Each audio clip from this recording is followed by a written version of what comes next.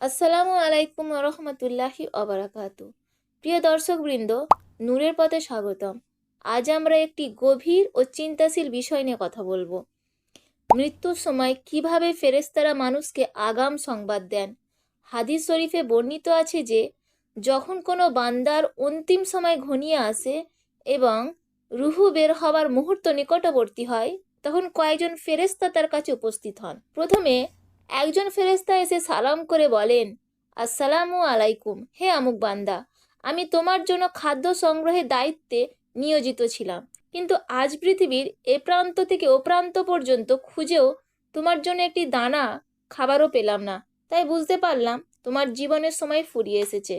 এখনই হয়তো তোমাকে মৃত্যুর সুধা পান করতে হবে। পৃথিবীতে আর বেশি সময় থাকা সম্ভব নয়। এরপর দ্বিতীয় ফেরেশতা এসে সালাম দিয়ে বলেন, হে আল্লাহর বান্দা, আমি তোমার জন্য পানি সরবরাহের দায়িত্বে ছিলাম, কিন্তু এখন পুরো দুনিয়া ঘুরেও তোমার জন্য এক ফোঁটাও পানিও খুঁজে পেলাম না। তাই আমি বিদায় নিচ্ছি। তারপর তৃতীয় ফেরেশতা আগমন করে সালাম করে বলেন, হে আল্লাহর বান্দা, আমি তোমার পায়ের তত্ত্বাবধানে নিয়োজিত ছিলাম, কিন্তু পৃথিবীর সব জায়গা অনুসন্ধান করেও তোমার জন্য একটি পদক্ষেপের জায়গাও পেলাম না। সুতরাং আমি বিদায় নিচ্ছি। চতুর্থ ফেরেশতা এসে সালাম দিয়ে বলেন, হে আল্লাহর বান্দা, আমি তোমার শ্বাস প্রশ্বাস চালু রাখার কাজে নিয়োজিত ছিলাম, কিন্তু আজ এমন কোনো স্থান খুঁজে পেলাম না যেখানে গিয়ে তুমি মাত্র এক মুহূর্তের জন্য শ্বাস নিতে পারো।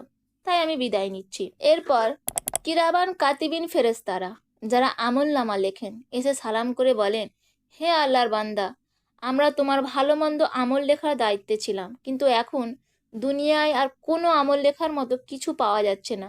তাই আমরাও বিদায় নিচ্ছি। এইভাবেই ফেরেশতারা বিদায় নেওয়ার পর মালাকুল মউত মানে আজরাইল আলাইহিসসালাম রহমতের ফেরেশতা ও আজাবের ফেরেশতাদের নিয়ে আসেন। তখন রূহ কণ্ঠ পর্যন্ত এলে যমদূত নিজে তা কবজ করেন। কারোর জন্য এটা খুব কঠিন হয়, কারোর জন্য শান্তিপূর্ণ। ইয়া আল্লাহ, আমাদের সকলকে ক্ষমা করুন, খাঁটি ইমানের সাথে মৃত্যু দান করুন এবং কবরের জীবন সহজ করে দিন। আমিন। যদি এই ভিডিওটি আপনাদের ভালো লেগে থাকে তাহলে অবশ্যই একটা লাইক দিন, আর নিয়মিত এমন ইসলামিক ভিডিও পেতে নূরের পথে নাদিয়া বেগমকে সাবস্ক্রাইব করে বেল আইকনটা অন করে রাখুন। ইনশাআল্লাহ পরের ভিডিওতে আবার দেখা হবে। আসসালামু আলাইকুম রহমতুল্লাহি ওয়া বারাকাতুহু।